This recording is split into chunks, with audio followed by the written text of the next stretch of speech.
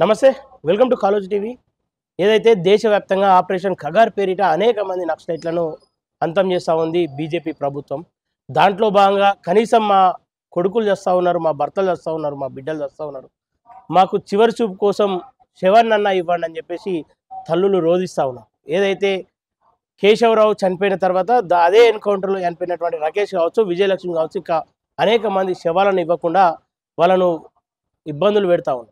అటు ఆంధ్రప్రదేశ్, ఇటు తెలంగాణకు సంబంధించిన శవాలను మాత్రమే ఆపుకొని మిగతా శవాలను అప్పచెప్పినటువంటి వైన్యం ఈ మధ్య కాలంలో ఛత్తీస్గఢ్లో జరుగుతున్నటువంటి సందర్భం.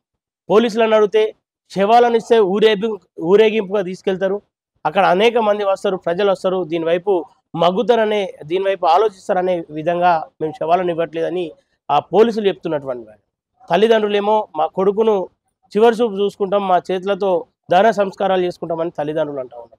ఒకసారి మాట్లాడే ప్రయత్నం చేద్దాం. రాకేష్ తల్లి, అదే వివేక్ తల్లి ఇక్కడే ఉంది మనతో పాటు. ఒకసారి మాట్లాడే ప్రయత్నం చేద్దాం. అమ్మ చెప్పండి, మీరు ఛత్తీస్గఢ్ పోలీసులతో మాట్లాడే ప్రయత్నం చేశారు ఇంతకుముందు? అంటే ఇట్లా చనిపోయింది అంటే పోయిండ్లు మా కుటుంబ సభ్యులు. అంబులెన్స్ ఏసీ అంబులెన్స్ పట్టుకొని రోజు 50,000 30,000 కిరాయి పెట్టుకొని వేసుకొస్తామని పోయిండ్లు. కారు కిరాయి పెట్టుకొని పోయిండ్లు.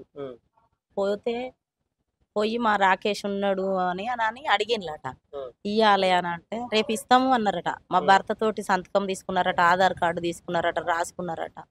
ఇస్తాం ఇస్తాం ఇస్తాం ఇస్తాం అని అన్నారు. ఇప్పుడు ఆంధ్ర హైకోర్టు నుంచి కూడా కేసు కాగితాలు పట్టుకొని పోయిండ్లు. పోయినా కూడా ఇవి కాగితాలు ఎందుకు, అవి ఎందుకు, ఇవి ఎందుకు అనేసి మేము కేసు వేసినా కూడా పట్టించుకోకుండా ఉన్నది అక్కడి గవర్నమెంట్. పట్టించుకోకుండా ఉండి వీళ్ళని 5 రోజులు జరిపి 5 రోజులు అయినాక మీరు సంతకాలు పెడతారా, ఏం చేస్తారా అని మా వాళ్ళని బెదిరించుడు, అంబులెన్స్లను వెళ్ళగొట్టుడు, కార్లను వెళ్ళగొట్టుడు, వీళ్ళని బెదిరించుడు. వాళ్ళు తిండి లేక, బాస రాక, ఏం రాక, తికాన లేక వాళ్ళు మొత్తము శవాలైన టైంలు పోయిన మనుషులు కూడా. ఆ పోయిన మనుషులకు కూడా కన్న తండ్రికే కానీ, మేనమామకే కానీ, కుటుంబ సభ్యులకే కానీ రాకేష్ ముఖం చూడనియలేదట, చూపెట్టలేదట. చూపెట్టకుంటే ఇప్పుడు ఈ తల్లిదండ్రులు ఎంత బాధతోటి ఉంటారు. ఇప్పుడు ఇప్పుడు కాల్చే హక్కు గవర్నమెంట్కి ఎక్కడిది? కన్న తల్లికి ఉంటుంది, తండ్రికి ఉంటుంది, తోడబుట్టిన వాళ్ళకి ఉంటుంది కాల్చే హక్కు. కానీ వాళ్ళకి ఎవరు ఇచ్చిండ్ల హక్కు? ఇప్పుడు వాళ్ళు ఉన్నారు, తీసుకొచ్చి సరెండర్ చేయించే బాధ్యత గవర్నమెంట్ది. ఇప్పుడు ప్రజాసేవ చేస్తా అంటారు కదా ఓట్లు వేసేటప్పుడు. మేము మాకు ఓట్లు వేయండి, మేము ప్రజాసేవ చేస్తాము అని అంటారు. ప్రజాసేవ అన్నది ఇదేనా? మనుషులను చంపుడు, తల్లులకు శవాలు ఇవ్వకుండా చేసుడు ప్రజాసేవ అంటే ఇదేనా? మోడీది ఇక్కడి కాంగ్రెస్ ప్రభుత్వాన్ని. ఇప్పుడు కాంగ్రెస్ ప్రభుత్వమైనా మోడీ ప్రభుత్వమైనా సేవ చేస్తాము, ప్రజాసేవ అన్నది కన్న బిడ్డలను దూరం చేసుడు, కట్టుకున్న భర్తలను దూరం చేసుడు, సంపుడు. మీకు ఇయ్యము, మేమే కాలబెడతాం అన్నకు ఆ గవర్నమెంట్కి ఎక్కడిది? ఎవరిచ్చిండ్ల హక్కు? ఓకే అమ్మా, దీనికంటే ముందు ఒకటి, గతంలో ఉన్న నక్సలైట్లు పేద ప్రజల కోసం కొట్లాడారు, ఇప్పుడు ఉన్న వాళ్ళందరూ సొంత ఆస్తులు పెంచుకోవడానికి కొట్లాడుతున్నారు, ఆస్తులు జమ్మేసుకోవడం తప్ప వాళ్ళ వల్ల ప్రజలకు న్యాయం జరుగుతలేదని చెప్తా ఉన్నారు. మీ రాకేష్ వల్ల మీకు ఎంత లబ్ధి జరిగిందమ్మా? లబ్ధి ఎక్కడిది? ఆయన పోయిన గుత్త మాకు మాటే లేదా, ముచ్చట లేదా, మేము కూలి చేసుకునే అంటే బతికేటోళ్ళమే. మేము బంగుళాలలో ఉండేటోళ్ళం కాదు, బమంతులం. మా ఊళ్ళో తెలుసు రాకేష్ సంపాదించింది. రాకేష్ పోయినాక మేము సంపాదించింది ఏం లేదు. మేము రాకేష్ ఉన్నప్పుడు ఉన్న ఇల్లే కూలినాలు చేసుకునే నేను నా పిల్లలను చదివిపించుకున్నా. ఒక్క కూలి కాదు, 2 కూలీలు చేసే చదివిపించుకున్నా. మా భర్త కూడా ట్రాక్టర్ నడుపుతాడు, లేబర్ పని చేస్తాడు, ట్రాక్టర్ నడుపుతాడు. 2 పనులు చేసుకొని నా పిల్లలను చదివిపించుకున్నా. నా పిల్లలు నన్ను చేస్తారు కదా అని. మీరు మా ఊళ్ళోకి వచ్చి ఇట్లా ప్రెస్ వాళ్ళు వచ్చి మాట్లాడినా మా ఊరు గ్రామస్తులు చెప్తారు. ఓకే అమ్మా, ఇంత పేదరికం కుటుంబం ఇది. ఈ కుటుంబం నుండి అసలు రాకేష్ కు నక్సలైట్ గా, మావోయిస్ట్ గా మారాలన్న ఆలోచన ఎక్కడి నుండి పుట్టింది అసలు? వచ్చిందంటే ఇట్లనే ఈ లక్ష్యాలు ఈ రాజకీయం గురించే. మా ఆయన కుల పెద్ద మనిషి.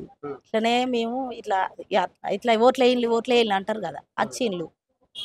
ఇంకొకడు రానోడు ఏం చేసిండంటే గెలిచినాక మా మీద ఇంటి మీదకి ఒక 50 మందిని దోలిండు కొట్టేదానికి. అయితే మా కులం పేరు పెట్టి తిట్టిండ్లు. మేము మాలోళ్ళం, ఎస్సీ వాళ్ళమే. కులం పేరు పెట్టి తిట్టినా మేము ఎస్సీ ఎస్టీలకు కేసు వేసినాం, అయినా మమ్మల్ని పట్టించుకోలేదు. రాజకీయ నాయకులే పట్టించుకోలే, పోలీసు వాళ్ళు పట్టించుకోకుంటే నా కొడుకు ఇక ఖాళీకి పోతాను, వాళ్ళు చదువుకున్న దానికి పోతా అంటే వెనక రౌడీ సీటర్లు చదవకుంటాయి ఇక వీళ్ళను చదవద్దు, వీళ్ళని ఏదో ఇల్లును మొత్తం ఆగం చేయాలి, ఈ కుటుంబాన్ని చంపాలి, చంపుదామని వచ్చిండ్రు అసలు ఇంటి మీదకి. వీళ్ళు మేము ఇక తప్పించుకున్నాం, ఇంట్లో వచ్చినాం, తలుపులు పెట్టుకున్నాం, కేసు పెట్టినాం. ఇక నా కొడుకులు కాలేజీ పోతుంటే రౌడీ సీటర్లు వెంబడి పడ్డారు. చదవనియలేదు వాళ్ళు. ఈ ప్రభుత్వ నిర్లక్ష్యమే నీ కొడుకును ఆ మార్గం పట్టించింది అనుకోవచ్చా? ఇప్పుడు ఆ తల్లి ఆ బిడ్డ ఇంట్లో ఉండనియపోతురు. ఆ బిడ్డలను ఈ బిడ్డలను ఇంట్లో ఉండనియపోతురు, చదువుకోనియపోతురు. మరి ఆ బిడ్డ ఎటువైపు పోవాలి? ఏ వైపు పోవాలి? ఆ బిడ్డ ఎటు పోవాలి? ఏ బాటో చూసుకున్నాడు ఆ బిడ్డ.